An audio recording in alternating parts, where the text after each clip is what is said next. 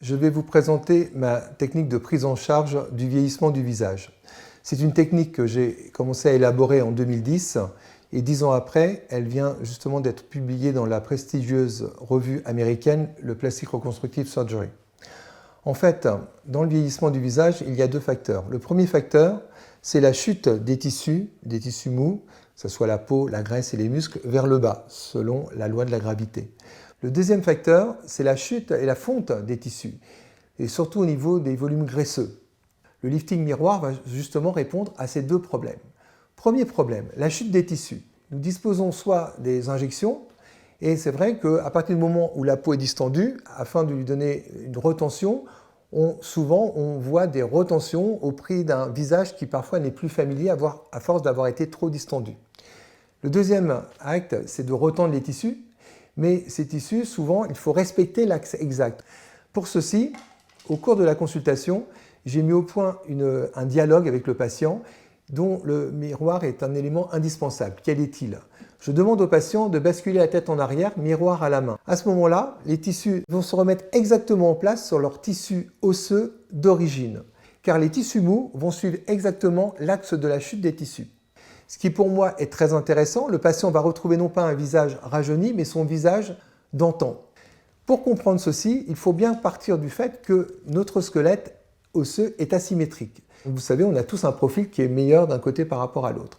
Et justement, au cours de l'intervention, je vais prédéfinir quel est le côté fort par rapport au côté faible et justement retrouver l'axe exact, le meilleur axe de correction. Ce qui est très important car les tissus vont tomber par rapport à ce tissu osseux. Le visage, le crâne, est en 3 dimensions. On ne peut pas raisonner sur la prise en charge d'un visage comme sur la prise en charge d'un bras ou d'un corps. À ce niveau-ci, au niveau du bras, on raisonne en 2 dimensions. Vous coupez, vous fermez, c'est du 2 plans. Au niveau d'un visage, la pommette, c'est la montagne. Les tissus sous-jacents, c'est la vallée. Vous avez des creux, des vallées, c'est très arpenté. C'est de la 3D.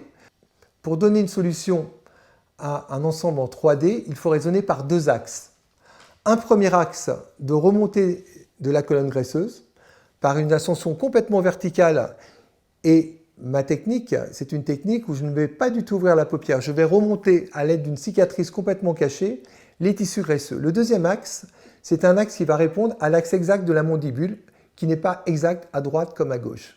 Une fois que le visage va être récupéré, quand les tissus vont réintégrer leur position initiale, il va falloir redonner de la vitalité aux tissus qui ont fondu. Pour la fonte des tissus, j'utilise la dernière évolution en termes de réinjection de graisse. En prenant de la graisse du patient, au niveau des genoux, du ventre ou des hanches par exemple, en la centrifugeant de façon à la réutiliser et la remettre en profondeur chez le patient. Et nous allons la réinjecter à l'aide de microcanules mousse en profondeur pour redonner justement du volume à des endroits très intéressants. Les plus intéressants sont justement autour des tempes, car il y a une fonte au niveau de la région temporale qui va occasionner une chute des sourcils et aussi pour augmenter un petit peu le volume au niveau des pommettes. Le fait de remonter la graisse et de la regonfler un petit peu légèrement va permettre d'affiner et de redonner un triangle par rapport au visage carré que l'on a en vieillissant. D'autre part, cette micro-greffe de graisse, on va encore la retravailler plus finement pour donner ce qu'on appelle des nanografts, des nanograisses.